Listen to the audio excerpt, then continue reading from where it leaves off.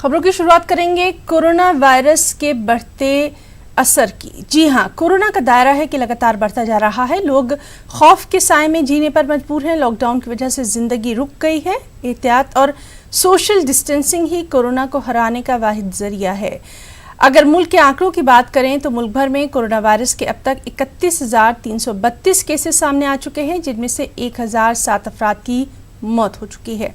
8,000 से ज्यादा अफराद सेहतयाब होकर अपने घरों को जा चुके हैं। परेशानी की बात यह है कि पिछले 24 घंटे में 73 अफराद की मौत हो चुकी है।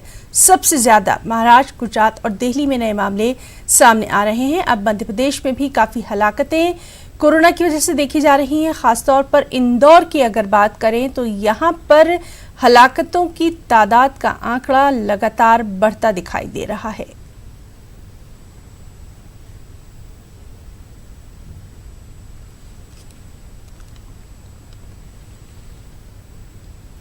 और वहीं मुल्क में कोरोना मुतासिरीन की तादाद है कि लगातार बढ़ती जा रही है। ऐसे में सभी हुकूमतों के जरिए इसे मजीद फैलने से रोकने की कोशिशें भी तेजी से जारी हैं।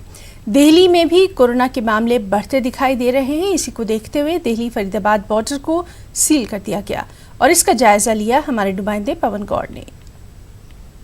देश में कुल कोरोना संक्रमितों की संख्या 30,000 के पार हो गई है। आज जो जारी आंकड़े हैं उनके मुताबिक 31,000 से ज्यादा लोग कोरोना संक्रमित हो गए हैं।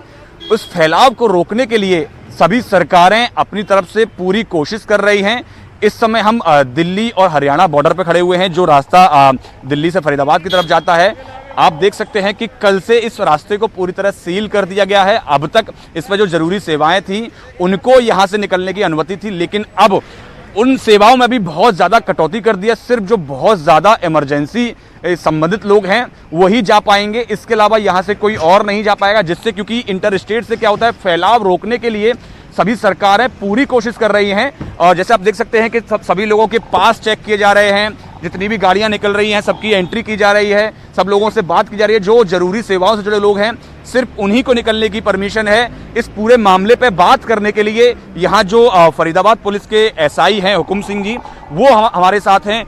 सर, कौन कौन लोगों को परमिशन है, किस तरह से लोग जा रहे हैं? परमिशन गाड़ी जिसको जरूरी है उनको इंटरनेट पास लेना पड़ेगा, इंटरस्टेट पास, उन्हीं को जाने देंगे। बाकी ये जरूरी सामान है जैसे फल फ्रूट्स की गाड़ी है और जैसे कोई डॉक्टर वगैरह है उनको सिर्फ 12 बजे तक का टाइम दिया गया है। उसके बाद किसी को अंदर या बाहर नहीं जाने दिया जाएगा, क्योंकि कोरोना को देखते हुए, क्योंकि जो कोरोना फैल रहा है उसमें हमारी सरकार ने, अनिल विजय, हमारी सरकार, सीपी साहब ने, ये सरकार ने बहुत ही अच्छी कदम उठाया। अगर ऐसा कदम रहेगा तो हमारे जो है ये हमारे जो भाई है जिनकी हम सेवा, अपना परिवार छोड़ के उनकी सेवा कर रहे हैं, वो हमारे परिवार है। मैं उनसे ये अनुरोध करूँगा कि इस लॉकडाउन का पालन करें। मैं उनका भी धन्यवाद करता हूँ और हमारा भी सहयोग करे और सबका हमारा शुक्र हो। और मैं प्रेस भाइयों का भी धन्यवाद करता हूँ, मेरे प्रेस भाइयों जो हमारा इतना सहयोग कर रहे हैं, हमारे से इतनी अच्छी बातें करके आगे पहुँचा रहे हैं। वो भी हमारे भाई है, उनकी सेवा के लिए आप भी लगे हो। मैं सबका धन्यवाद करता हूँ, क्योंकि इस लॉकडाउन का पालना करें और जो आने जाने घर से ना निकले। मेरे सब भाइयों से ये अनुरोध है। धन्यवाद, नमस्कार। तो यही कोशिश है सभी सरकारों की, सभी स्वास्थ्य कर्मियों की, सुरक्षा कर्मियों की, कि लोग कम से कम घरों से बाहर निकलें, जिससे कि उनको जो कोरोना संक्रमण का जो फैलाव है उससे बचाया जा सके। इसी के चलते तमाम सरकारें सभी जरूरी कदम उठा रही हैं। कैमरा पर्सन जगदीश सुप्रेती के साथ पवन गौड़, नेटवर्क 3, दिल्ली।